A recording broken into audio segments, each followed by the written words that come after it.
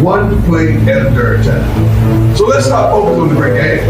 Let's focus on the great play. Let's play with passion, let's play with love, let's play with responsibility, let's play with respect for one another. How you feel? How you feel? Morning. I don't want you to focus on, because if I ask you right now, do you want to have a great game? All y'all will say yes, right? I want you to focus on, I want to have a great play. I want to have a great play. Then the next play, I want to have. We're back. Highly anticipated. And I know a lot of people are DMing us that they wanted this podcast. And look, we got it on a Sunday, but look here. SWAC play is coming close to an end, and this week did not disappoint. We had a lot of good games. We even had a game that we thought was going to go one way with PV versus Alabama A&M. I know, Michael, I told you I thought Alabama A&M had a shot in the first quarter. I look back at my phone after the game. I see like 5. They only scored 5 points. But yeah. But before we really jump into, this discussion, because we got a lot to talk about, we're going to talk about this Grambling and Bethune-Cookman game, because it is a lot to unravel, from playoff implications to suspensions to fines to it's a lot. Man. But Michael, your thoughts about the game. And wait, hold up. Michael, before we start, I know we wanted to give our special shout out, Grambling's true freshman quarterback. I'll let you get the have the keys first. Man, first and foremost, let's just take this time to give a shout out to our freshman quarterback, Hayden Benoit. I think that's how you say his last name, Deuce. Yeah. Y'all know I'm not good with pronouncing names, so y'all forgive me. And Hayden, forgive me if I pronounce your name wrong, big bro. But yeah, man, his story, I first heard about his story and the walk on in freshman that spoke to me, because I'm just like, man, a walk on freshman, you never thought as a freshman you would get to this point, but that just shows you that God has opportunities for us all. So it's no telling when your time is gonna come up, and his time has came up, and he just didn't dial in and get focused. Deuce, he showed out. Okay, I'm going to start it off right now. Strong passing game. I wrote this down. I wrote all this down. My guy, quarterback, Hayden Bonnet, was a standout, throwing for 220 yards and 4 touchdowns. Ground game, dude. Tigers running backs combined for a total of 108 rushing yards, contributing to also a solid on-ground game that helped seal the win. Another thing, optimistic defense. I'm going to say it again. Opportunistic defense. The defense force, here it is, 2 key turnovers, including a sack fumble on the first play of scrimmage. Now, Deuce, when you text me, you told me that Bethune-Cookman fumbled on the first play of scrimmage. I'm like, dang. So the defense already starting off on a good foot. That sack fumble led directly to a scoring opportunity for the Grambling offense. And I'm going to get to that in a second on the offense season opportunities. But last thing, secured a winning season. Deuce, on behalf of the Grambling football team in general, let me just say how proud I am on finishing this season on a high note. I am proud. So what happened? I'm going to say this. I admit when I'm in the wrong. And look, I was one of the few just a few weeks ago, like around State Fair Classic. Look, it was Mickey Joseph's on the hot seat. Yep. This season is reminding me of last season, but actually, look, I'm gonna say this: I was wrong. Wrong. This season is they say every season has its own chapter, every season has its own story. This season is different. This is a team that Grambling is. They're fighting. They're showing resilience. They're showing that they want to win. And Michael, I told you, Grambling needs to find what the identity of that team is. And the identity of that team is that defense. Defense. It won them the game against Jackson State. It won them the game against Bethune-Cookman. It won them the game last week. They're on a 4-game win streak. Also, first to note, first time since 2019 or 2020, I believe that they have a winning record. Look, I was one of the ones to say Mickey Joseph needs to go. But he is building something in the right direction right now. without their starting. They're down 3 quarterbacks. They're on their 4th string quarterback right now. 4th string quarterback, and this team is still rallying to win games. And honestly, if you really look at it, I'm not trying to jinx it, but Grambling could win out with the team that they play. You got Alcorn and you got Southern. We'll talk about Southern later. Alcorn has its, its rivalry with Graham. It's going to be a good game. But look, in this sense, I think that the way Graham has been playing lately and the way that this true freshman quarterback just came out and played against let me say this, Bethune-Cookman was in the race to for a top spot in that champion. I told you, Michael, this was an elimination game for Bethune-Cookman. Yep. Bethune-Cookman is a good team. Good team, however, whatever you view them.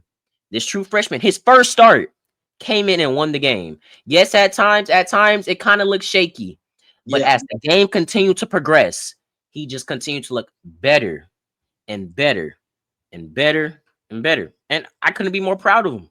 He got comfortable. And Deuce, I even texted you and told you that he gonna get more and more comfortable as this season goes along. And he only got 2 games left. But Deuce, I literally said this. Like I said, I text you this during the game. I said, even though he's a freshman, when he gets comfortable, there's no stopping him. Deuce, let me go back. Let me rewind this again. For the people that did not hear me. He threw for 220 yards and 4 touchdowns. Okay. Them 4 touchdowns did not come easily. Okay. And let me also say this, even though that's part of the game, you're gonna struggle. But it's all about how you overcome those struggles. And he did that. Hayden did that. And that's just also and first of all, let me say this. Hayden opportunity came up, but that's determined that the players that was ahead of him got hurt. I wish them the best, and I hope for a speedy recovery for all 3 of them, and especially T-Set, because I don't even know if he's lived Las Vegas or he's still in the hospital. I haven't heard anything about him since then. I haven't heard anything about that, but I will say I have been praying for him, making sure that everything is recovered and that he is recovering. Look, I don't even want him to come back this season because I just want him to recover properly. Exactly. He's young. He's still young. There's a scary injury. That's something I don't want to see. Yes, because for the people that don't know, HBCU college football, it doesn't matter. Concussion protocol is a serious thing now. People have died from this on the field and off the field. So it's all about taking care of your body, make sure you're back 100%. And I really don't want T-Set to play to finish off this season either, because it's not the right time. I'd rather have him recover and let God continue to work on him and heal his body completely 100% than to go out here and half step and then get hurt again. Because not only is it up to him, it's also up to the medical staff. Then it leads down to the coaching staff. So him want to return and get back on the field, he's going to have to go through them 2 people.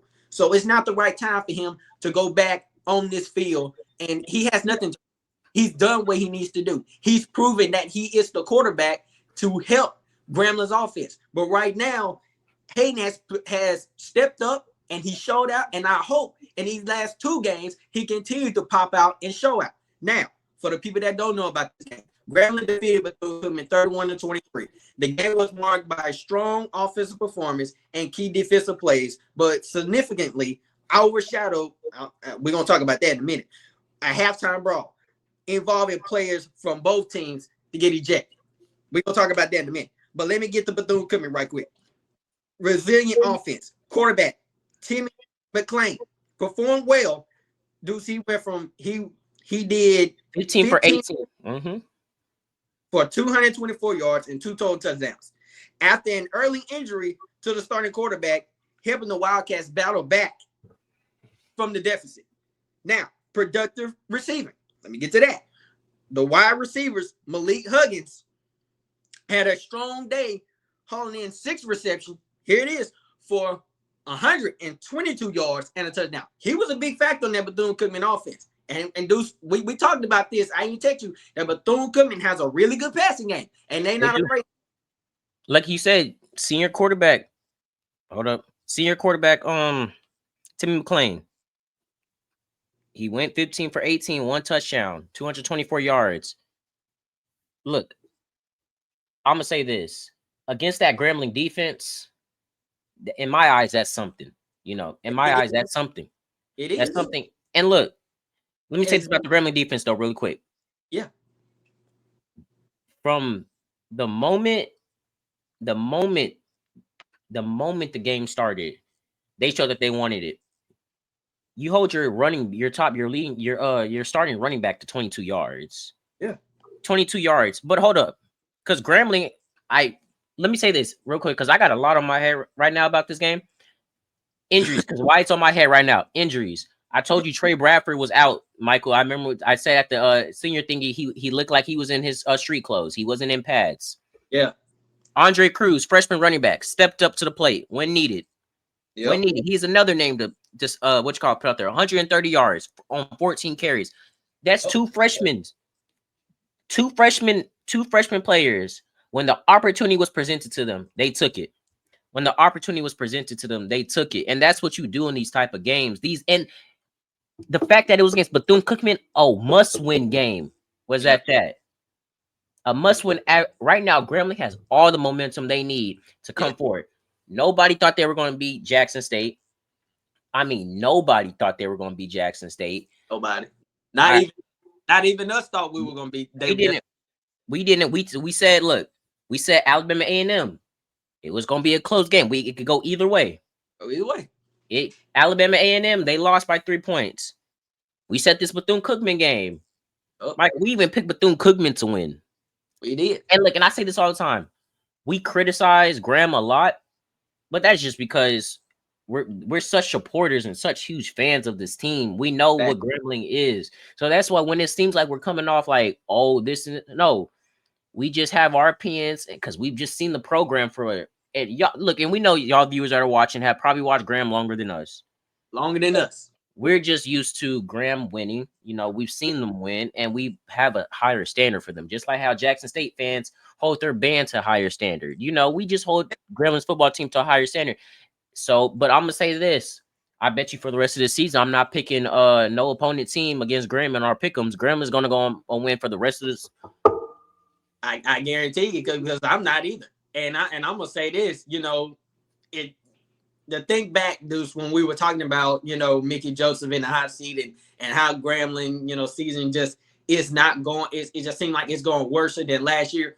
Let me just also say this: I take back everything I said because last episode, a lot of people were saying that, you know, it's a good thing that you know, y'all hold yourselves accountable.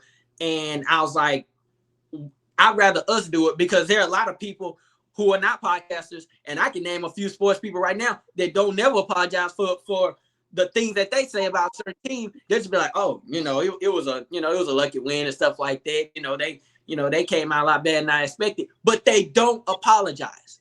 And that's what I want to make clear right now, that when we make predictions, whether it's about Graham, whether it's about Jack State, whether it's about anybody, we apologize on our behalf because, you know, like I said, like Deuce said, we're just young guys that, you know, are trying to make a difference with HBCUs compared to some of these other podcasts and some of these other sports, you know, industries that are not even thinking about HBCUs. So what way to start it off there with us? Because like I always say all the time, who else gonna do it but us? If it's just gonna be me, Michael, and Deuce, hey, I'm all for it. But like I'm saying though, y'all, is that when we make predictions and we're wrong, we gonna say we're wrong. We will own up to it. I'm wrong forever. You know, this down in Grambling, but it's not criticism. It's our love and respect because, like Deuce just said, y'all might have watched Grambling longer than we have because I got parents and uncles who know more about Grambling than I have. I just grew up watching Grambling from extent to where where Grambling used to be the team that people used to fear in the SWAC. Grambling used to be that team that no one wanted to play in the SWAC, whether it was at the hole or whether Grambling was traveling to you. It didn't matter. The point is we're used to seeing how dominant Grambling can be and how they always used to be. Because before Grambling became Grambling, Eddie Robinson made Grambling. Eddie Robinson made the hole. And before the hole even became the hole, Grambling was playing on the other side of campus, on the track, you know what I'm talking about. They play on the other side of the campus where it's a track field now where students run around it. That was the first stadium Grambling played at from my understanding. So if it wasn't for Ed Robinson, Grambling would not be Grambling to this day. And I'm just gonna leave it like that. Now I know a lot of people gonna be like, well, Grambling became Grambling before Eddie Robinson. No, I know for a fact, and I know about Eddie Robinson. I'm young enough to know about Eddie Robinson and the legacy that he built at Grambling. The most winningest coach in college football history. The first white player to an HBCU. And if you don't know nothing about it, watch the movie The White Tiger. And I know a lot of Grambling people know about the White Tiger movie because I watched it myself and it was a darn good movie. Let me just say this right now. When I never specifically said that Grambling did not have, I was just basically saying that Mickey Joseph is not the right coach to lead Grambling. I was completely wrong. And let me also say, I was completely wrong on ever betting against Grambling. But like you just said, I guarantee you, I won't do it again. I definitely won't. God is my witness. I will pick Grambling from here on out. I don't care if it's 2 games left. My thing is that Grambling found that spark, Deuce, that we have constantly talked about week after week. And I said this. I said what's going to determine Grambling's season is how they finish out for the rest of this season. If they're going to finish off on the good end and Mickey Joseph keeps his job, or Grambling goes down on the bad end and Mickey Joseph gets an outseat, he also gets fired. But as you know, Deuce, the tables are turning. Grambling are starting to find ways to win, even in ugly wins. Like my dad always say, sometimes you got to win ugly. And that's what Grambling has been constantly doing week after week. They're finding ways to win, and that's a good thing. Grambling is finding ways to defend the hole. That's a good thing. Grambling is finally using their receivers to the, and as you see now, the receivers are actually catching competitive passes. Dudes, there were so many pretty plays that I've seen in that Bethune-Cookman game. Oh my God! When I saw finish your statement, and I'm gonna come back to you with that thought because I don't want to mess that up.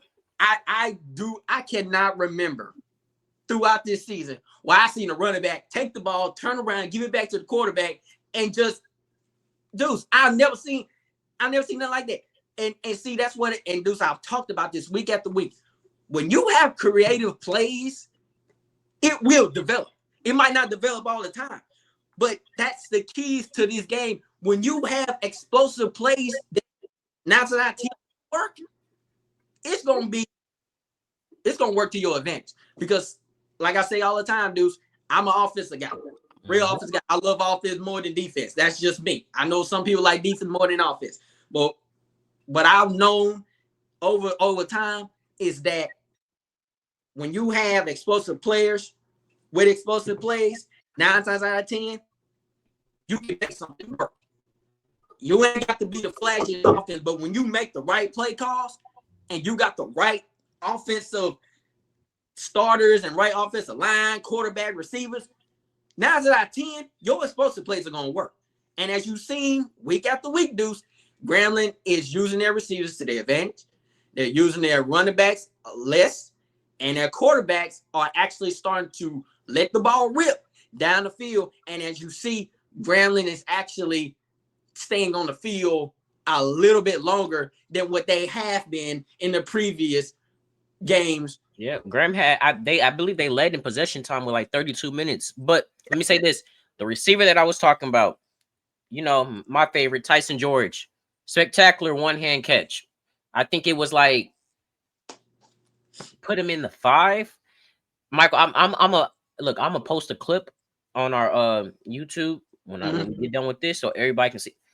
Oh my gosh, that looked like a Sports Center top 10 catch. And I'm gonna say this: Bethune-Cookman, well, to the fans, because we're about to talk about the Brawl in a sec. To the fans, y'all played a hell of a game. Y'all fell short. You know, I wish the best for y'all in the end of the season. I hope y'all beat FAMU in the classic that we will be talking about soon, because I do want to talk about FAMU's quarterback RJ Johnson III, who is also one of our top quarterbacks. But that Brawl, I'm gonna say this real quick. It was so much, like, from the people that just weren't at the game, I don't think they would really understand it. Yeah. Man, the football team and the coaches were chirping at the band even before the game started. So that's how you knew tensions were high. Stakes were high because this was a winner. Like it was a must-win game. Like, and I think like just the chirping of like the early bickering is what kind of led up to that halftime. But I'm gonna say this for halftime. I hate the way the stadium is built that both teams come out on the same side. Because as you know, as Grambling alums and Grambling students and Grambling supporters know, when Grambling comes out the tunnel, they always let the opponent team come out first. Yeah. And then Grambling goes out last. Why are there 4 Bethune-Cookman players lagging behind when the whole team is on the field and you know Grambling is walking down already where stakes and tensions are high? Mm-hmm. But people want to say Grambling started the fight. And look, I'm going to say this. Yes, it is a bad look. It is a very bad look for HBCUs. It is a very bad look. But I, you know, a part of me agrees with Mickey Joseph, but a part doesn't. Like, 2 wrongs don't make a right.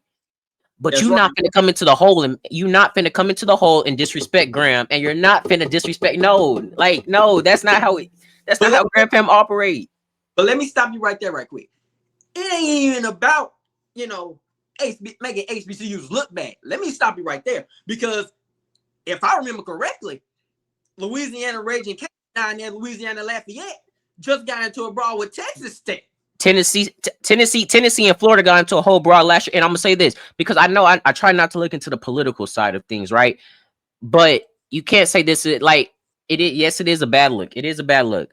But you can't act like this don't happen across sports, man. You can't like it happens across all collegiate sports. This is just people are just gonna make this a whole stereotype and a whole narrative that they don't need to like. It happens. It happens. Tempers were high. But I'm gonna say this: Bethune-Cookman, why you had no like? Why? Why would you walk? While they're walking, why would you walk with them, knowing tensions are high, cutting across their like? It doesn't make sense. Exactly. But I will say this: it is gonna hurt Graham a lot coming into classic because when they review the footage and they start handing out not fines, but suspensions. You better hope it's just for one game because some players are getting suspended for the rest of the season. There are some players that are getting suspended for the rest of throwing helmets. Like, come on. Before I even get to the brawl and stuff like that, let me just go on and list out both teams here right quick. And it's gonna be really quick, y'all, because I've been waiting to say something because it's been a whole lot of people words talking about this and that. It's so ghetto. That's why y'all in the swag. First of all, let me go and just clear this up right quick before I even get to my negatives. Being in the has nothing to do with being ghetto. Teams, the SWAC is a historical conference to play. Probably one of the most historical conferences to play at. The MEAC, for example, is the same way. The big where Tennessee State and all them other teams. That in a way that's a historical conference. So it doesn't matter about being ghetto.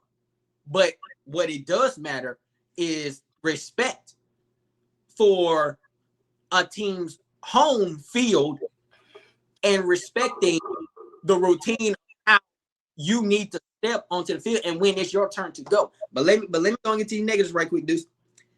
Grambling State, let me start with them because I only got one for them. Defensive lapses. Despite forcing turnovers, the defense allowed big plays, including, here it is, a 61-yard touchdown pass and an 11-yard touchdown run, allowing Bethune-Cookman, here it is, to tie the game at one point. Now, let me get down to Bethune-Cookman. Turnovers and poor field position. Here it is. An early fumble deep in their own territory put the Wildcats in an immediate hole.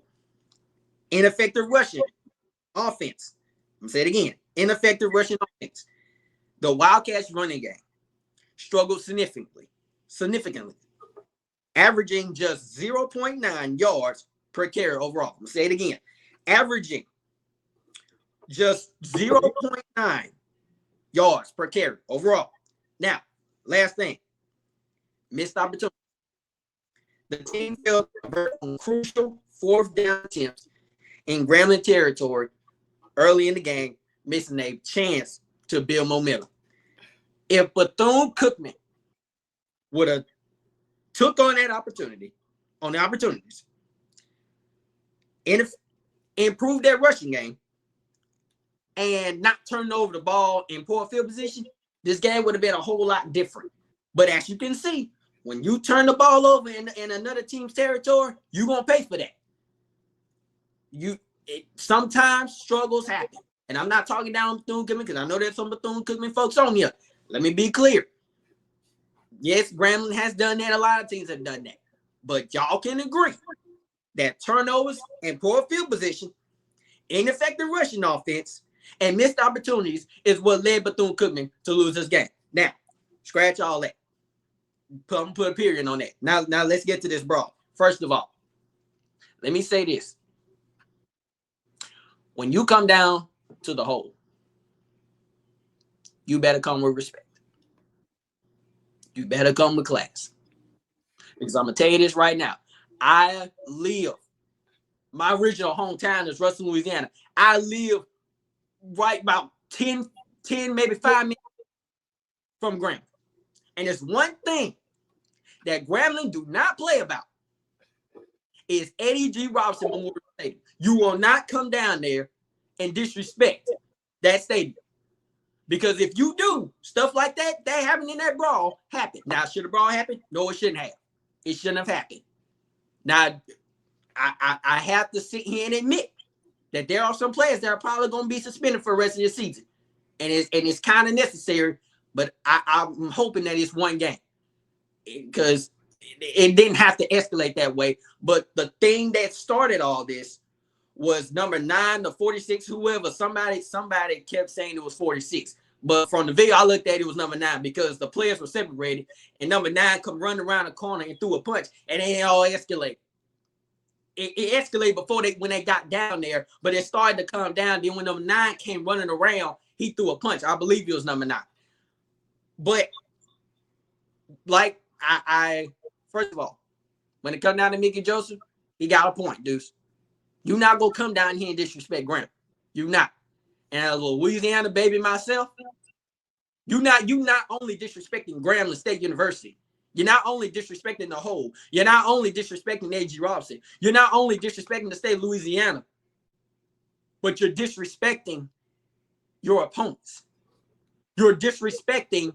That's basically saying you have no class, you have no discipline. Discipline matters in games because if you don't have discipline, brawls like that happen. And let me just say this right here. Be careful. I've said this. Watch your mouth. How you talk about Grambling. Watch your mouth. How you talk about A.G. Robinson. Watch your mouth. How you talk about the whole. Because that hill, that's an historic. That is a historical hill that you're walking down on. Every time I go to Grambling game, I don't call it the hill. I call it the historical hill because that's where all the greats came running down. It wasn't just on the Grambling side. It was on many team sides that came down this hill, that played in this stadium. That stadium is a landmark of Grambling State University. You're not going to come down there and disrespecting them. You're not going to come down there and disrespect the Grambling point blank period. Now, like I said, did the brawl had to happen the way it happened? No. And that's why I say this. Like, how do I want to word it? Because look, I agree with Mickey Joseph. You're not finna come down here and talk. We're not finna but like at the same time, I also think that should the fight have happened? No, it shouldn't have. And that's why I say the fighting was a bad look. And you should have just took that anger out on the field. You should have took that anger out on the field. I think Grambling did that because obviously they laid some pretty hard hits that second half. Let me also say this. Grambling, before I don't even want to sit here and choose out, but if you watch the video, Grambling players were actually walking down, getting ready to warm up. Some players were already in warm-up position. And Mickey Joseph, he had a point. If your whole team down the field, then why you got 3 or 4 or 5, 6 players coming down this hill, lollygagging? You don't need to be leaving your players. That is the rule when you're playing at Brown State University. The visitors always go first, and they always come down first. And that's why I say, as much as I respect the whole, I hate the way the stadium is built. I don't like the way that the lockers are right next. I don't like that the lockers are next to each other. Because let's say this, for instance, hypothetically, Grambling and Southern stop playing in the Superdome in New Orleans. If Grambling, I guarantee you, Grambling Southern had lockers right in front of each other, we would hear more instances. That's just my hypothetical. I think when tensions are high, teams should never be next, like close to each other, and that's the outcome of it. But see, that's also bad. That's also bad coaching on both sides because not only because first of all, I kind of agree with Mickey Joseph because all your players are supposed to be down here. That's why are there four? And that's what I say. Why are there 4 players lagging behind from the rest of the team? When you see Grambling is walking down, you know tensions are high. It's like you asked for it. And look, I'm gonna say this one thing about Grambling on at the end of the day, Grambling gonna go. They gonna protect on the football team. They gonna protect their brothers. Oh yeah, love or hate, they gonna protect them, and we saw that. And look, I'm gonna say this, but some of them Grambling players that was throwing them punches that had nothing to do with it, because I saw in the video some of y'all just running up to players and punching them and then running off just to do it. Yeah, unacceptable. And if you get that fine, you deserve it because you shouldn't have did that. Bethune-Cookman to the Bethune-Cookman fan on players. Same to y'all. Y'all shouldn't have did that either. I'm not trying to pick sides or nothing here because on this podcast we try to stay very unbiased. But look, stupid. And I say this to the players that were trying to break up the stuff and that were staying far like back. Good. Like I get props. Like you don't. If you see a brawl, you go away from it. But I will say this. But you at the same time you go away from it, but you also protect your brothers at the same time. You get them out of there, but that don't mean you continue to throw punches stuff because you only just make it worse for yourself. Exactly. Because now just break up the fight, just break up the fight and get as far away from that situation as possible. But now I'm praying that Grambling does not have key players that are out because I know they're the refs when they were ejecting players, they missed some players. I know they did because I looked at the video. They didn't call everybody. And I'm hoping that it's not key players that Grambling needs because that could hurt them with the season. And we said this. One thing about the Bayou Classic is you can't really determine a winner until the game is over because that's how rivalries work, especially with Grambling and Southern. Yeah. And I will say that's why the Sweat company commissioner is now involved because Grambling just released a statement today basically determined that investigation will happen because now the company is now going to get involved and they're going to look at this real good. And it's not going to take long for them to figure out who to suspend and how long to suspend them for. And like all you got to figure out is who threw a punch. And you determine how many punches were thrown, and that determines how many games you're suspended. Exactly. But I will hope that you don't want to miss the Bayou Classic. That's the biggest game of the year. Especially if you're a senior, you do not want to miss any of these games because these last 2 games are important as a Grambling player because, like you said, Deuce, all Corn State, that's a rival. You go down to the Bayou Classic. That's one of the biggest games of the season. And so now it's just like the fight should not have happened. But like somebody said on Facebook, in the words of Michael Jackson, so you want to be starting something, you got to be starting something. And that's what happened. Bethune-Cookman when he wanted to start something and Grambling retaliated. But like you just said, Deuce, the fight should never happen. It's bad on Grambling and it's bad on Bethune-Cookman because it's bad on the SWAC. It's a bad look on the SWAC. And I'm gonna hope that people don't take this so serious. People are gonna take it seriously, but I'm gonna hope people just forget about it and continue because the SWAC does so much good things that people don't see. That's what I'm saying. But like you just said, Deuce, I had seen one Grambling player throw a Bethune-Cookman player over the bench. Like this is not the streets. I just seen a Grambling player throw a helmet in the stands. Why? Like why? That's what I'm trying to understand. This fight should not have it, but like the old coach used to always tell me, sometimes a fight can escalate by 1, 2, 3, 4. It don't even matter. It can tally to however many people. Because like I said, it started where both teams had to be separated. Both teams started to get separated. Everything started to calm down. Everything like that. It was still some pushing and shoving, but it wasn't intense. But like I said, it just led to 1 or 2 players. And from what people have been saying on Facebook, it was 46-9. The punch started being thrown, and then that's when it retaliated. But at the same time, you have to control yourselves. You have to, as a player, discipline matters. Take your anger out on the field, because now, not only did you cause a whole controversy on both sides, now you're probably going to be out of like a good number of players. Throwing punches and running off. This is not the streets.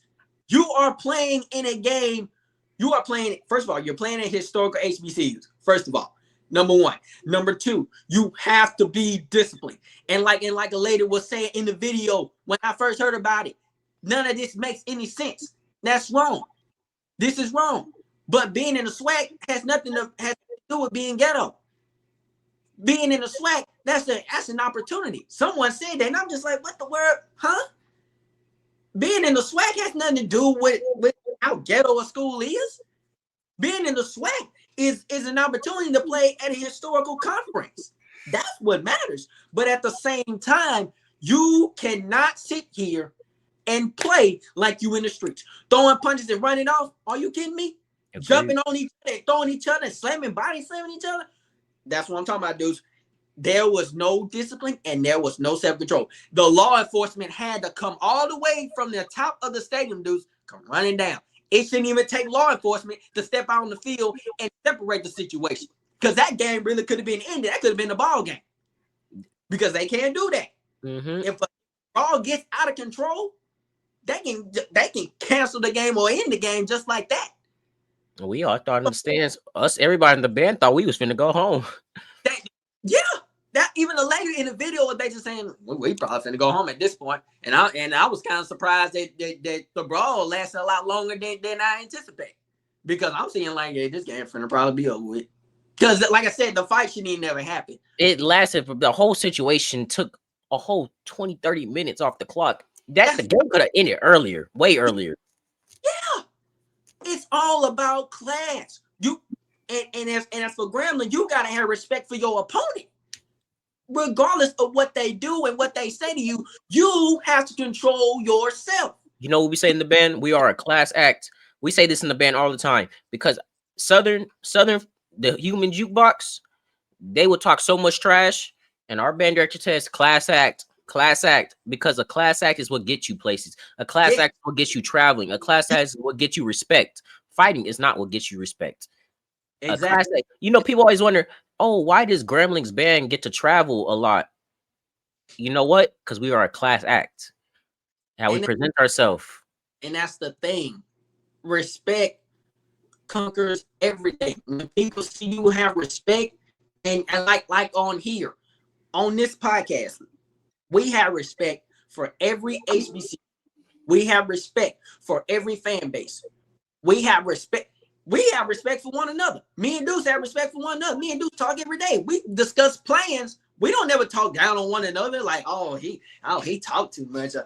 He take all valuable time and all this and that. We don't do that. We don't do that on here. We don't do that on inside the locker room. Adam and Benji can is my witness on that. We are all brothers in unity. We are all here. As far as me and Deuce, we're all here to grow HBCUs and not downgrade HBCUs. I'm gonna say it again. We're not here to downgrade HBCUs. We're here to uplift HBCUs. That's why we're constantly talking to HBCUs players from Grambling to Jackson State, from Jackson State to Alabama State, all down the list, because we're trying to get HBCU players to where ESPNs and all these Fox News and First Take are not getting. And don't get me wrong, I'm all for First Take being on that Delaware State, but let's be honest, that was a show. That was a show. Y'all only came there because Delaware State was actually doing something. Not only that, Deshaun Jackson, who is well known in Philadelphia, Y'all knew what y'all were doing. And then Cam Newton over here. Come on now. Class is where it's at. Respect is where it's at. And it's all about character. It's all about character in this game. If you don't have character, you don't need to be playing this game. If you don't have respect for one another, I don't care if you on the other side of me. A coach used to always tell me when I was playing high school, if you don't have respect for your opponent and your team in general, you don't need to be playing this game, because respect is everything. Dignity is everything. Loyalty is everything. Brotherhood is everything. That's from coaches to the team. It doesn't matter. If you don't have respect for one another, I don't care where you're playing at. If you don't have respect for one another, you don't need to be playing this game, because this game is not a joke. I don't care if it's from HBCU, I don't care where you're coming from or what level you're playing at. D1, D2, don't matter. Respect is respect at any level and at any sport. And if you, as a coach, it starts with the coaches, because if the coaches don't have respect, your team ain't got respect. And when your team don't have respect, that proves your season. Agreed. But look, I know we've been on this Grambling topic for about 40 minutes now. FAMU versus UAPB, Michael. That was last week we were split on it. You had FAMU winning, I had UAPB winning. Yeah. Your thoughts on it? And I'm gonna say this about RJ Johnson real quick. Despite the record that FAMU has, he is an amazing quarterback. Continues to play lights out week after week after week. He put the team on his back and led them to win this game. Yes. And he is one of the top skilled quarterbacks in the SWAC in general. He has potential at all aspects. He is not the most terrible. Can you push me? Got it. Stop admiring. He's not. He is a good quarterback, because I believe he's only thrown one interception throughout this whole season. So when you have a skilled quarterback, that goes a long way. When you have a skilled quarterback that is smart with the ball and is accurate and is on time with his throws, then your offense, because in this game, it's all about accuracy, time, mindset, and just because personality and focus is very important. Because when you have a cocky back, he gonna make some cocky turnovers. But when you have a smart, mature quarterback that is accurate, that can read and scan the field, that goes a long way for your offense, because the quarterback is the most important position on offense. So now Johnson is in the right position for Florida A&M. And I'm gonna say this, look, because I know, look, we do have to start speeding up these topics faster. But I'm gonna say this about RJ Johnson. Look, FAMU, we already know they're not gonna make it to the championship game, but that doesn't mean you can't finish out on a strong note going into next season. Yeah, FAMU is a pretty good football program. For those who don't know, in fact, one of their first few seasons in the SWAC, they made it to a championship game, yes. I believe. So that's it shows you something. They were pretty dominant in the MEAC too. Yeah. But I'm gonna say this about both schools, for UAPB and FAMU, because they both have showed flashes.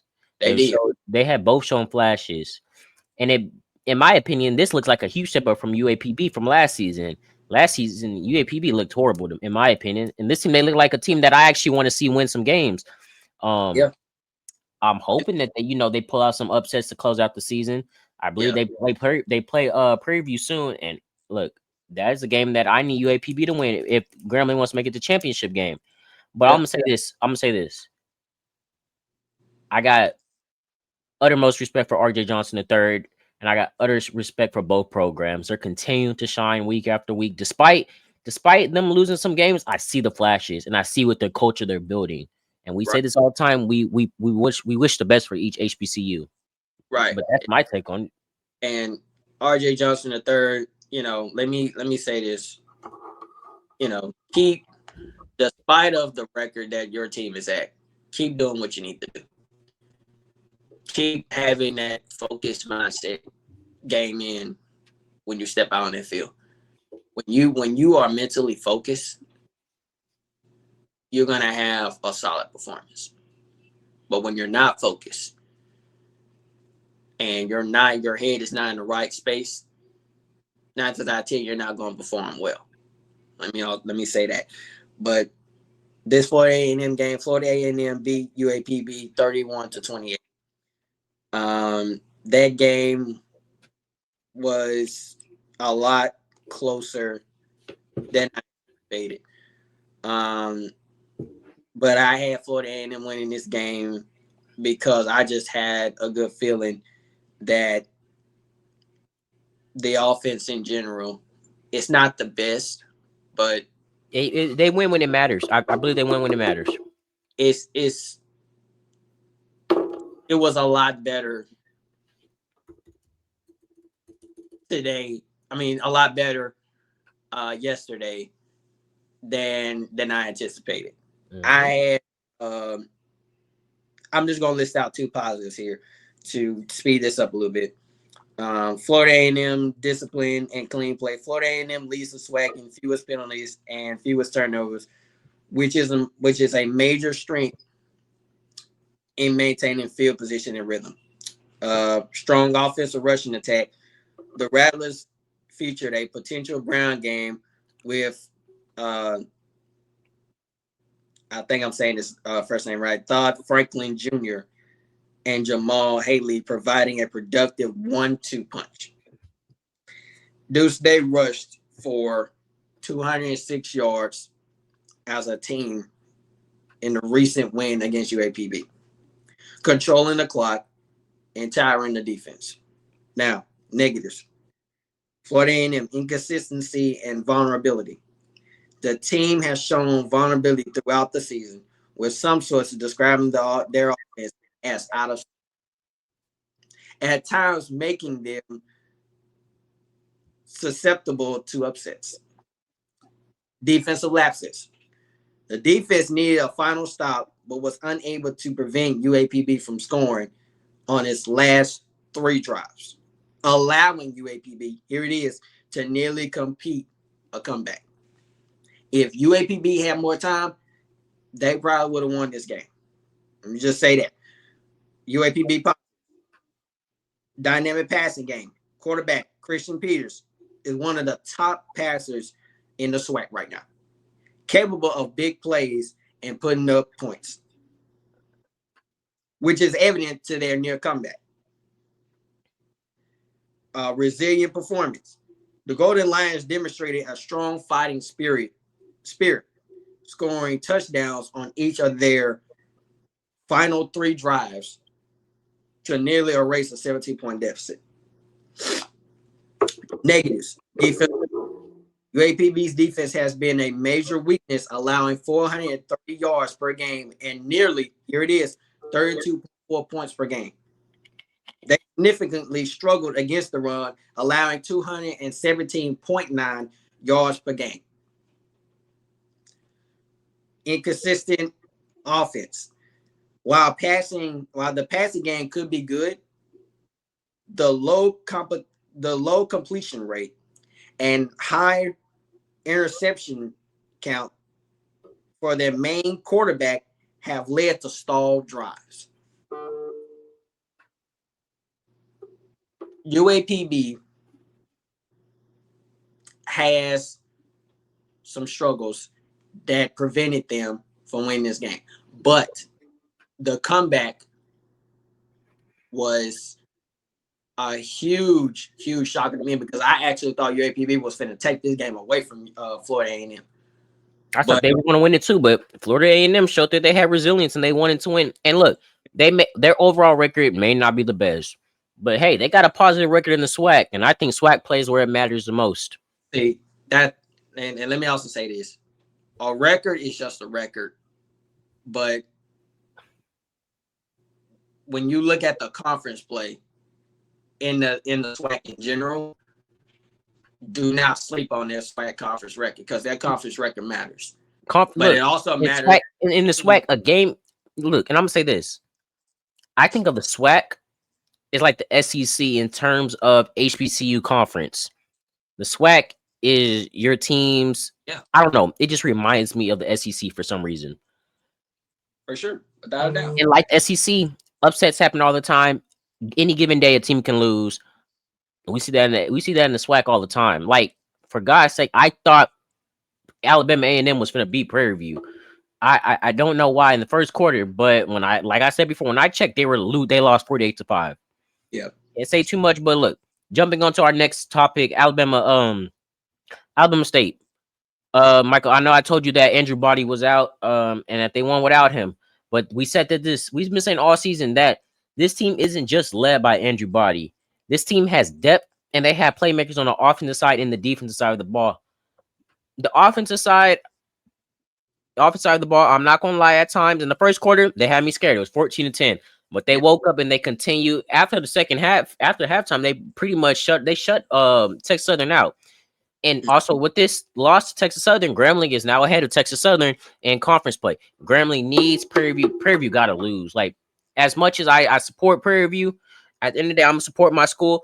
Prairie View, they gotta lose. And look, I don't know who needs to what team needs to hear this. It's UAPB. It has to be UAPB or it has to be Mississippi Valley, and I don't think Mississippi Valley would do it. No. I just don't. But Yeah, no disrespect to Mississippi Valley, but if Grambling does, I mean, if Prairie View does not lose this game next week, Grambling basically just their season. Their championship season is pretty much wraps. But Yeah. I know I'm trying to get away off topic because I'm about to get back to the Alabama State thingy. Grambling, don't hold your heads down. Y'all's first winning season since 2019, 2020, or whatever it was. 2019. You're right. Yeah. So I'm more than proud of y'all. But about Alabama State, they keep rolling. They lost to Jackson State. Jackson State has to lose one more if Alabama State wants to get that top spot, but it's gonna come down. It's gonna come down to it. I'm not sure how long Andrew Body is out. I'm not sure. But your next two games are against Mississippi Valley and Arkansas UAPB. So very much winnable games. And then on Jackson's side, Jackson plays Alcorn and they play Bethune-Cookman. Now, before this fight, I thought Bethune-Cookman would have had a chance against Jackson. I don't think so anymore. But let me keep it on Alabama State. If Alabama State can pray for a Jackson loss and they keep winning out, the championship is theirs, and I think they take it. They've had an amazing season, and from where they were last year to this season, a huge improvement, like a huge leap. They're in the same boat with Graham. If they don't make it to a championship game, I'm still proud of y'all, from what y'all, resiled with. But I will say this. I think if it isn't this year, Alabama State gonna win one. They gonna make it to the championship game in the next few years. I think they already have something strong brewing, and I just think that right now I don't see them losing that unless people they don't recruit well. But I believe that with the training momentum they have right now, they will recruit well. But Michael, do you have any say in that before we give into our SWAC championship prediction? Yeah. Let me start with this right quick. Grambling's season is not over. And I'm gonna say that respectfully. Anything can happen between now and the SWAC championship day. Let me just say that. Prairie View, if they keep their momentum the way they've been playing, then yeah, they'll have their place on lock. But then also you have to think about this too, is that even if Prairie View did lose, Prairie View would still hold that first place spot because they beat Grambling in the State Fair Classic. And if I remember correctly, they've only lost one conference game compared to Grambling 2. So even if Fairview lose their second conference game, it's still going to be hard for Grambling to get over. But that does not take away for Grambling to win the Bayou Classic. You know, because that still matters. I mean, I know everyone. I know Grand family like, well, you know, we want to go to a swag, championship stuff like that. I agree. I want Grambling to go too. But right now, if Grambling doesn't go the Bayou Classic, that's an opportunity to take, because Southern isn't doing so hot right now. And I keep telling a lot of people that regardless of Southern's record, 9 out of 10, the Bayou Classic is always a close game.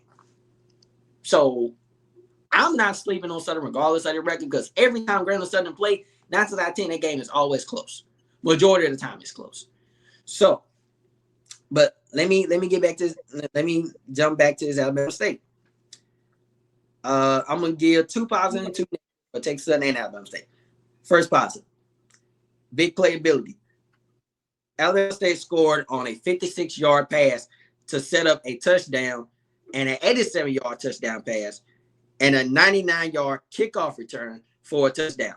Number 2, key defensive stops. Alabama State defense held Texas scoreless in the second half, Deuce, which included blocking a field goal attempt and returning it for a touchdown to seal the game.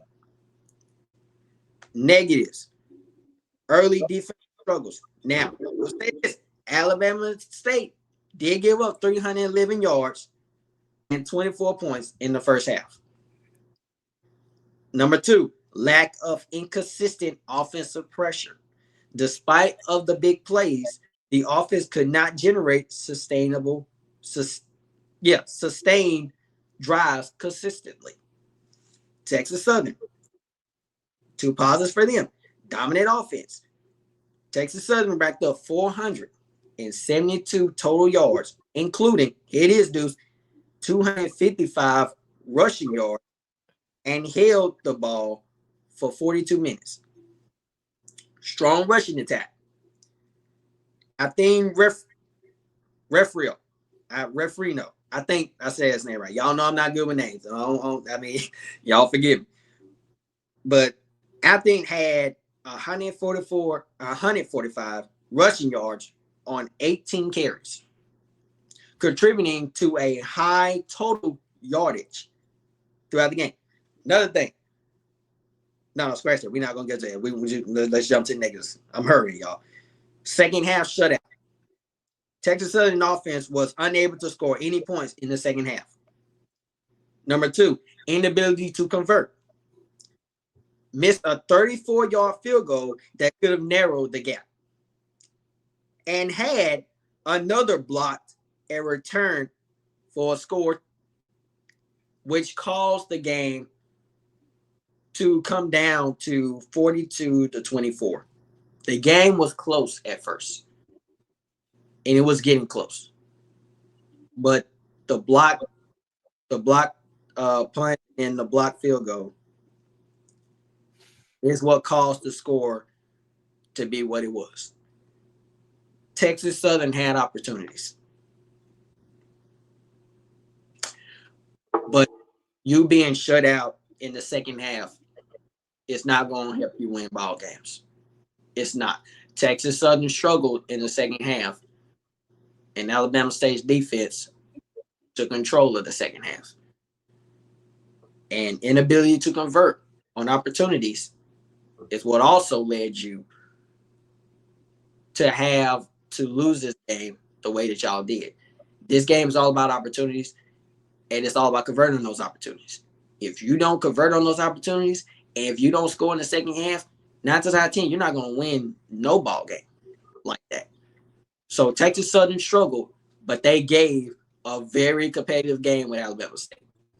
We talked about this. This game was a lot closer at first than anticipated.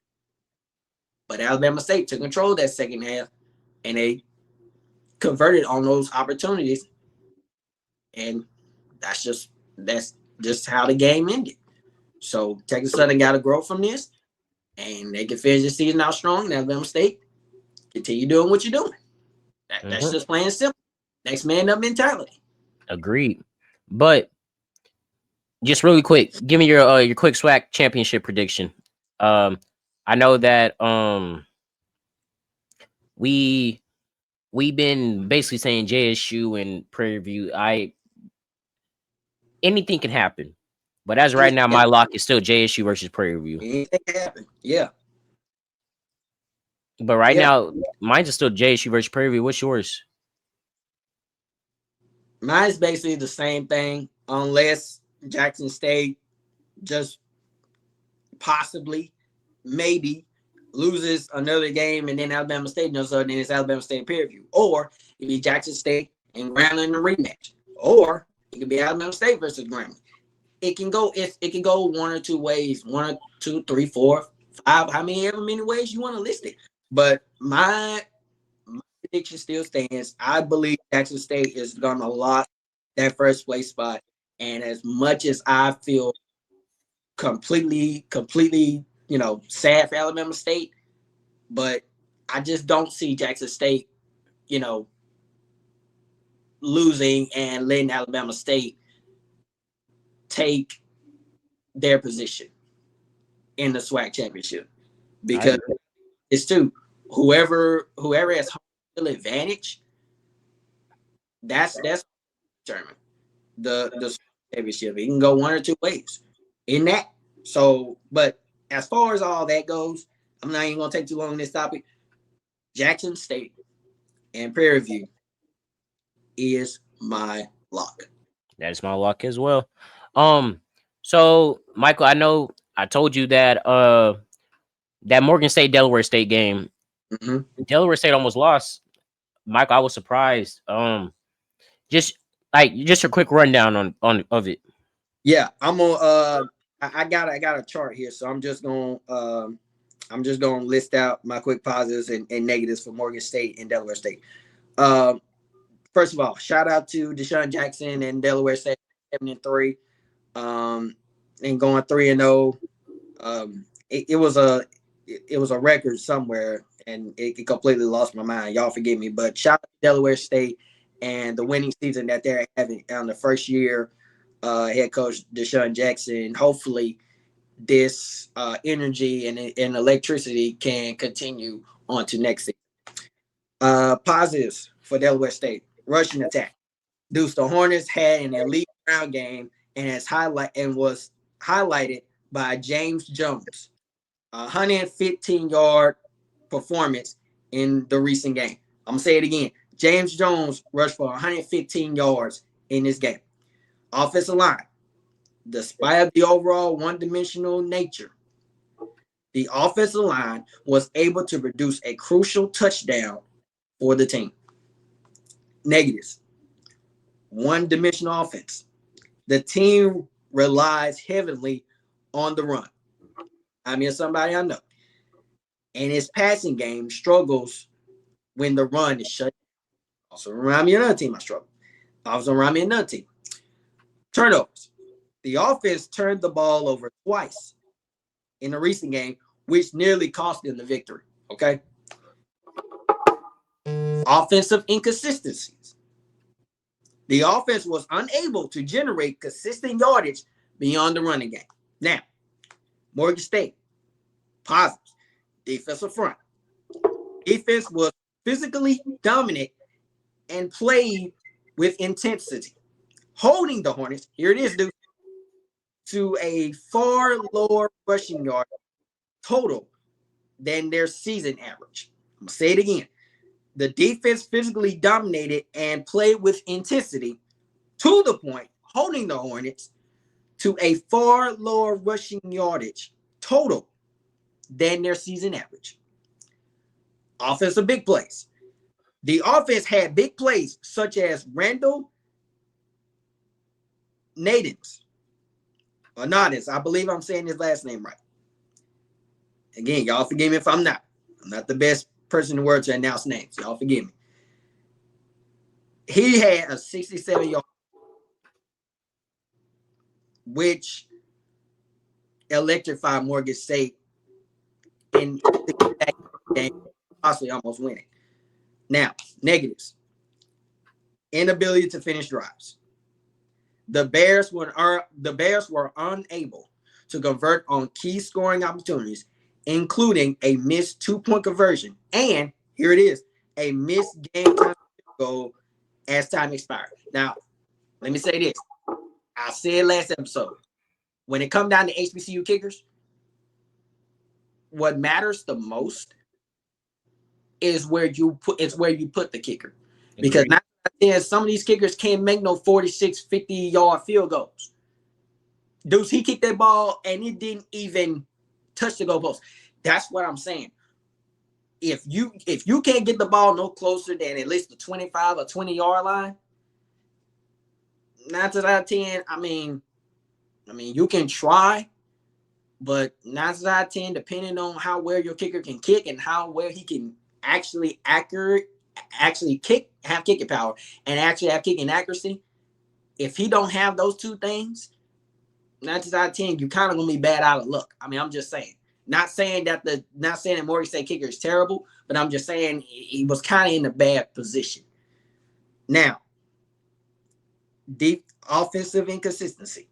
While they had big plays, Deuce, the offense struggled to generate consistent scoring, as evidenced by their low point total. Last thing, defense couldn't outcome offense. Despite the defense playing well, it wasn't enough to overcome the offensive struggles. Deuce, Morgan State had opportunities. They just couldn't convert.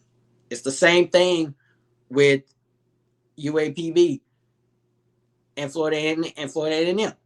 It's the same way in this game. When you don't convert on opportunities, 9 out of 10, you're not going to win the ball game. You're just not, especially depending on the team that you're playing. So this game was really electrifying. Shout out to Delaware State. And I hope, if possible, they can represent the MEAC in the Celebration Bowl. But that's all I got to say about that, Deuce. Look, I think Delaware State's still gonna go. This Norfolk, we're gonna talk about our pick'ems in a sec. But really quick, Norfolk versus man, I don't know. I thought they were gonna pull it out this week. I thought they were gonna get the win. I thought they just barely lost. Yeah. But let me also say this. I forgot to mention this. Delaware State beat Morgan State 14-12. If some of y'all who don't know what the final score was that game, Delaware defeated Morgan State 14-12. But go ahead and continue. But I thought Norfolk was gonna pull out that win, but on to the next one. I say just finish out the season strong. I don't got too much to say about that. As well, but all right, let's get into our pick'ems. No, actually, Michael, we'll get into our pick'ems right now, and then we'll cover the Louisiana high school playoffs. So this week we got FAMU at Alabama A&M, Alabama State at Mississippi Valley at UAPB, at Prairie View, Grambling at Alcorn, Bethune-Cookman at Jackson, and then we got Texas Southern at Southern. Michael, we're pretty much locked on everything. What is just one game that stands out to you? The one game that stands out to me that I was having trouble kind of, because I was struggling, Deuce, when we were doing this pick'em before we even posted this, to figure out who would win out of one Florida A&M and Alabama A&M, because regardless of their record, both teams are kind of neck and neck. Let me see. And I'm also say this because this game is also kind of concerning. Even though Grambling is playing well, they're playing Alcorn State. And 9 out of 10 how those games always goes. It's always a nail-biting game. It's always a competitive game. It's always a field goal or a touchdown competitive game. Will the same thing happen? Or will Grambling constantly continue to dominate on defense? And I'm gonna say this: as long as because Grambling lost to Auckland by a field goal last year, a last-second field goal. Yeah. As long as Grambling doesn't do that and they continue to play how they've been playing, they should have no trouble. Exactly. Alcorn, they started slow, but recently I think they started to find their footing a little bit. Not a lot, just a little bit. Yes. But Yes. Grambling cannot come in here and slack off. They need 10 toes. They need to they have to be ready to play every week. But Yeah. I mean, the one game I was stuck on, because not gonna lie, this Bethune-Cookman Jackson State game. Mhm. I don't think Jackson State is going to lose due to the fact now that Bethune-Cookman has probably more players suspended. Yeah. But I will say this, and that was also a lock on me, and I was looking at that too. I was just listening as I go along. But yeah, Bethune-Cookman and Jackson State is just really determining the fate of Bethune-Cookman, how many players are going to be suspended, and how long are they going to be suspended for. But I honestly feel like Jackson State I think this game is going to be competitive because, with all due respect, I think Bethune-Cookman has a really, really good offense. Okay, it's not the best offense in the world, but they have a really good, enough competitive offense to hang with Jackson State. Now, they're not probably going to hang with Jackson State throughout the game. Probably, maybe, I don't know. But if Bethune-Cookman can continue to play a little bit better in the Grambling game, then this game could be competitive and it could be close. Now, I'm not saying, when I mean close, I mean like maybe 2 touchdowns, maybe 3. But I'm not talking about no field goal, because let's be honest, Jackson State, they have a really good competitive offense. It's different compared to Bethune-Cookman. You can't compare Jackson State and Bethune-Cookman's offense, because let's be honest, Jackson State has a better offense than Bethune-Cookman. They have a better offense and a better defense. Look, maybe you get them for the first half, but I just think ultimately Jackson State is going to have better ball for 4 periods of play. Absolutely. But the one thing I will say though is for the Alabama State and Mississippi Valley game, it's a must win. Alabama State, but it should be easy win. FAMU and Alabama A&M, like you said, Michael, it was going to be a little bit difficult because these 2 teams are on the same par. Yeah. Hey, I got FAMU winning behind their quarterback. Alabama A&M, I don't know how. I've never seen a team score 5 points before, just like never. Also, that the Texas Southern and the Southern one was also one that was kind of, for some reason, anytime I think, like, I say, okay, maybe Southern can just win one game. Yeah. Just one. They lose. Yeah. They lose. But the one now that I do want to talk about is this our MEAC side of things. Morgan State and Norfolk State, Howard and Delaware State, South Carolina State and North Carolina Central, and Gardner-Webb versus Tennessee State. Mike, I know you said that South Carolina State and North Carolina Central had you on your heels a little bit. You want to talk about it? Man, that game there, this game here was the hardest game to decide from. Hard game. Deuce, I had to do so much digging research, and I was able to stumble upon this. I was able to stumble upon that. And I'm just like, okay, well, let me just go based off this. And not that this made my final decision, but sometimes it's always good to go back in history just to figure out, how intense this series is. And as you can see, it's very intense. It's very intense. So, and let me also say this. A coach used to tell me, matter of fact, our junior high coach, no, our high school coach, when we used to play West Monroe at Ruston High School, that's our rival, because they had a streak on us for a very, very long time, and we was able to conquer that I think 1 or 2 years ago, or maybe 3. But Coach Ball, he used to always say that in rivalries, just as North Carolina Central and South Carolina State, home field advantage matters, but it does not determine the result of a game. Any rival team can have a home field advantage and lose. It can go 2 ways. And I'm going to say it again for the people that did not hear me. Matter of fact, let me scoot up and say this because it might not make sense to y'all, but it made sense to me. Rivalry games. Home field advantage matters, but it does not determine the result of the game. It does not. I don't care what I don't care what nobody says. I don't even care what people go and say in the comments. Talking about, oh, brother, you know, it makes complete sense. Because rivalries, they are intense. That's like Alabama State and Jackson State, or that's like Grambling and Southern, or, you know, any rivalry, or like I said, Prairie View. You know, let's be honest, the State Fair Classic is in Texas, and Prairie View is in Texas. So now, and sometimes Grambling comes to Texas and beats Prairie View in their own state. So what I'm saying here is that no matter the state, no matter the stadium, it does not determine the result of a game, because any rival team can lose their home game and the away team win, or the home team can secure their home field and win. Because Deuce, I don't know if people saw on that chart, but the last time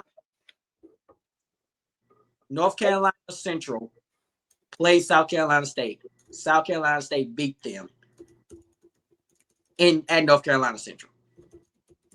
So now this is vengeance for North Carolina Central, because they're playing at home this year. And if I remember correctly, Deuce, I don't know if you could pull up that chart again, but they played at home last year. Mm-hmm. But State beat them last year, 24-21. So this rivalry is even more intense, because now North Carolina Central, they're hungry to win at home. But as I said, home field advantage matters, but it does not determine the result of the ball game. So if I'm North Carolina Central, this is vengeance. And if I'm North Carolina Central, if North Carolina Central don't come out hungry in the first half and in the beginning of the second half, then the same thing can happen later, to where South Carolina State has a 2-game win over you. And I know North Carolina Central fans don't want that. And I know North Carolina Central football team in general don't want that. So this game had me on my heels. This game had me scratching my head. Dude, I'm in church trying to figure out. I'm like, Lord, who is going to win? Mm-hmm. And I had to go with my gut feeling. And, you know, in the words of my mom, is that when you have a gut feeling about something and something is speaking to you, sometimes that's the Lord speaking to you. And Lord forgive me, you know, I was paying attention in church. I don't even want to see, you know, I said, you over here trying to start a game, you in church. I was paying attention in church. But what I'm saying is that I had to think, I had to pray about this. And even though we can't, you know, God don't decide football games. In the words of my dad, that is true. But I just took a necessary step. Like I said, y'all, I don't know. I'm not no smartest sports fanatic in the world, but sometimes games are really hard to decide, especially if you don't do your research, because records are just records. It don't matter to me, even though both teams are sitting in a good spot right now. But even though North Carolina Central is playing at home, but it don't matter, because what's really gonna matter is how both teams come out. And that's what we say. Look, comes out hot. You know, Michael, and you make a good point, because this just happened with Delaware State and Morgan State. Morgan State could have beat them. These are rivals, so we don't know what's going to happen. But before we close this out, Michael, I know you wanted to talk about the Louisiana playoffs just briefly. Look, first, actually, no, I'm going to start with our local, Ruston. You know, they're coming into the playoffs. Yeah. First in the district. What's your thoughts? Honestly, I'm really proud of my alma mater, my high school, because we have been fighting to win the state title for decades. the last time before we won the state championship back in 2023, we was scraping for years. And I remember my junior year, we could never get past the second round. And this time around, Coach Ball has continued his dominance as a head coach. He is not just a coach, he is a teacher, and he's a visionary. As a coach, it's good to have, you can be a teacher, but sometimes as a high school head coach or any coach in general, you got to teach these players at a different level and at a different rhythm at some circumstance. So if I remember reading the bracket correctly, Ruston will play. They will have a first round bye. I'm so grateful for that. I'm so proud of how we took care of business against our rival West Monroe. For some of y'all don't know, Ruston beat West Monroe 49-44, which was a very, very, very close game. But Deuce, I really hope that Ruston can stay alive in this bracket, because your fate depends on it. And it's going to come down between Westgate and Airline, and I feel like Airline is going to win this game. If y'all don't know Airline High School, that's in Bossier, Louisiana, which is close to where we are. Now, I can't give out my specific location due to security reasons, but Ruston, Neville, which is also a rival in Monroe, Destrehan, and Denham Springs, I think I said that school right. Those are the top 4 teams in the first round bye. I honestly feel like Ruston can survive long enough to get to the semifinals and possibly the finals, because the dominance has continued over there in my hometown state. I mean, in my hometown, small town. Neville have been trying to get back at us for years, ever since we beat them at home this year at their stadium. Destrehan, it's always been a tough fight with them. This ain't the first time, and maybe it might not even be the last, depending on how the playoffs goes. You know, playoffs can go one or two ways. So even though Ruston's the number 1 seed, none of these seeds matter, because a seed is just a seed, but it's also how well your team performs each and every game. Because there have been number 1 seeds, number 2, 3, 4s who have lost their position because they let their ranking think that oh, we're number 1 seed, we're gonna last a lot longer. It doesn't matter. Seed is just a seed. It's all about how you perform and secure your spot. And look, I'm new to this Louisiana playoff stuff, but the intensity that has been hyping up so far, I think it has a lot of storylines brewing. And you know, I'm from Dallas, Texas, so they talk about Texas football all the time, top of the top. But for the people that are not watching Louisiana football, make sure y'all are tuning in. I know there was one other part of the bracket you wanted to look at, Michael. Got it right here up on the screen. Just anything that just stands out to you. Yeah, is that that's the Lincoln Prep one, right? Yes. Yeah. Let me also say this about Lincoln Prep. Lincoln Prep, I am specifically very, very proud of how they have overcome obstacles. And I say that because they have been in a tough spot over the years. But I think Lincoln Prep can last a lot longer than they ever have been.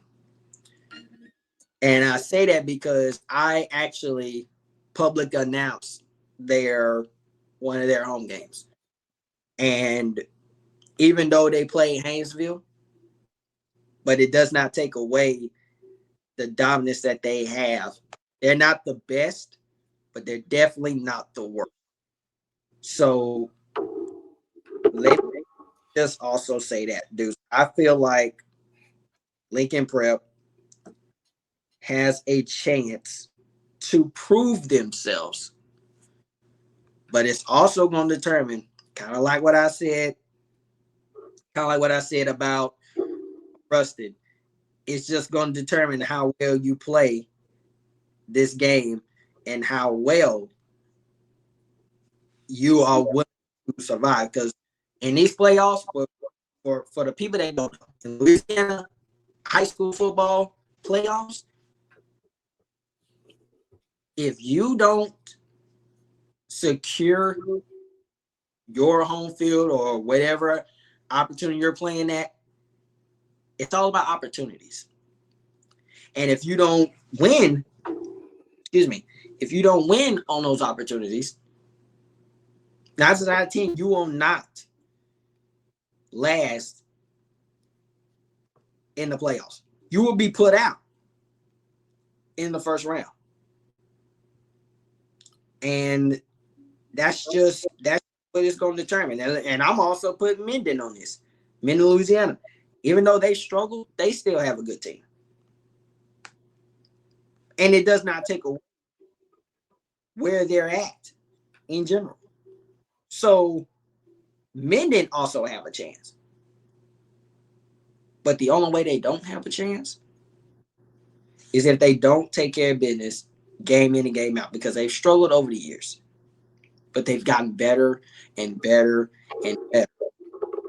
So now the real question here, Deuce, is there can only be one winner. But who is going to win? Through the first 3 or 2, wherever your team is at,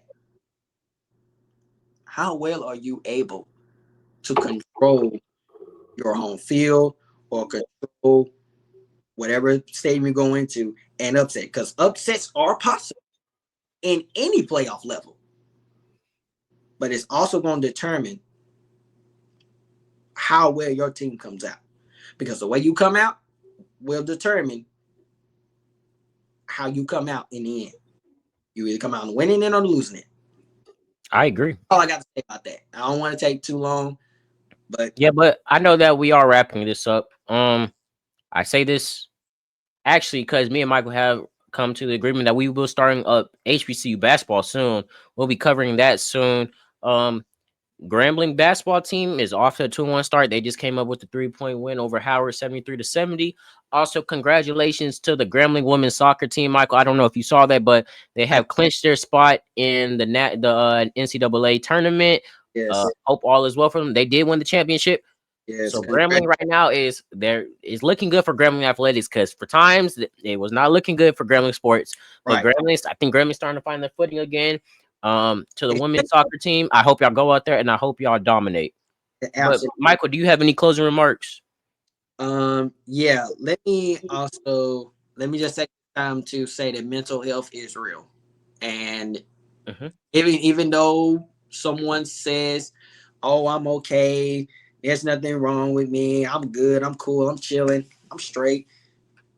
Don't If you feel in some type of way, say something. If don't you look and to the people watching, if you feel like you don't have nobody to speak to, y'all can always come to me. Look, I handle it all the time. I'm not saying you'll have to, but go to somebody you trust. Go to somebody that you can feel. Just go to somebody that that will listen, that will help you. Your life is valuable. Your yes. life is the most precious thing on earth.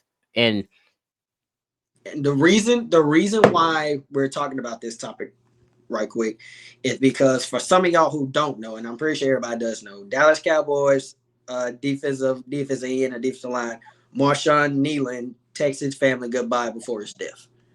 Y'all, even though this brother was 24 years old, and I believe this was his first season, and he just scored a big play for Dallas and Deuce, it was a block. I think it was a block punt or something like that, or a block. Mental health is real. it is real. according to a lot of news, right, he was battling mental health problems. According to his girl, mental health problems. And y'all need to understand that if that person is not okay, it is up to you to make sure, as a friend, family member, parent, it doesn't matter. No one needs to be taking their life because life is hard. Life is hard. I will agree. And no one should have to feel alone, because you know what? This all just once I heard about his death, the first thing that popped back up into my head was this just happened to Kyron Lacey just not even a few months ago. Exactly. So young athletes deal with this stuff too. Yeah. And they can look, you never know what somebody's really dealing with. You really don't. And look, Marshawn Nealon, Kyron Lacey, they had, they were doing amazing in what they were doing on the field. But at the end of the day, you just don't know what's truly going on. And that's why I pray for everybody that if you need help, go get help. Don't be afraid to, don't be afraid to go seek help. And let me also say this before we end off here. God is so good. Okay. You never let the enemy get in your head. And I hate to go church it right here, but it is Sunday night. So if you don't remember any of the Bible scripture on this podcast, I have it on my cross. Read Psalms 23. I will say it again. Read Psalms 23. If you don't remember Psalms 23, remember this Bible scripture. I got it on my wristband right here. John 3:16. I will say it again. John 3:16. And for the people that don't know how to read the Bible scripture, John chapter 3, verse 16. I'll say it again. John chapter 3, verse 16. And another Bible scripture, I'm going to say this. Jeremiah 29, verse 11. Read those Bible scriptures. I'll say it again. Jeremiah 29, verse 11. Psalm 23. Okay. John 3:16 and Jeremiah 29, verse 11. Those verses matter. Because why does it matter? Because God is literally telling us that not only does he have plans for us, but he will sit at a table in the presence of our enemies. So no matter how someone does you, or no matter how the world treats you, God got you. I wouldn't even be, you see all this on my wall? I wouldn't have all this. I wouldn't have this iPad. I wouldn't have this computer. I wouldn't have this desk that I'm sitting in right now if it wasn't for God. Because God has a plan for me. And if God has a plan for me, he has a plan for you. And if he has a plan for me, he's got a plan for Deuce. If he got a plan for Deuce, he's got a plan for you. It does not matter. Even if you're not a Christian, God still loves you anyway. Whether you're an atheist, it doesn't matter. I can care less what you are. I don't judge people. My grandma always told me, when you judge people, you're trying to make, you're basically saying you're better than them. And life is not a competition. Let me tell you this right now. Mental health is real. Check on your loved ones. I check on my sister time after time. I check on my time after time, because life is too short to end your life, because life gets hard. Life gets hard for me, but I know that God before me, who the world. So I'm telling y'all this right now. Seek the God, seek the kingdom, because God is all we can trust. We can't trust nobody else. But if God sacrificed this life on the cross for us, then why would you think he would give up on you, regardless of the sin you have? No one's perfect. I'm not. Deuce not. Inside the Locker Room podcast is not. No one is. But we are all in this together.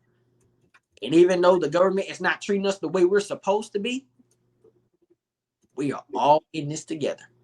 And God will change the world for the better. And we will rise above the struggle. That's all I got to say about that. Y'all, please be safe, be careful, watch over your loved ones, pray for your loved ones, love one another, respect one another, and also forgive others, forgive yourself. And in the words of my pastor, and may your next days be your best days. Grace and peace on to y'all. Deuce, I'm giving it to you. Yeah. Hey, this video will be uploaded really short. Also, make sure y'all check to our socials because we will be getting what's called YouTube clips, podcast clips back on there. Also, make sure y'all stay tuned because we will have special guests on here soon. I don't want to announce it just yet, but we will have special guests on here soon. I say this always. Thank you for watching. Stay tuned. Comment, like, subscribe, and our goal is 500. Grace and peace.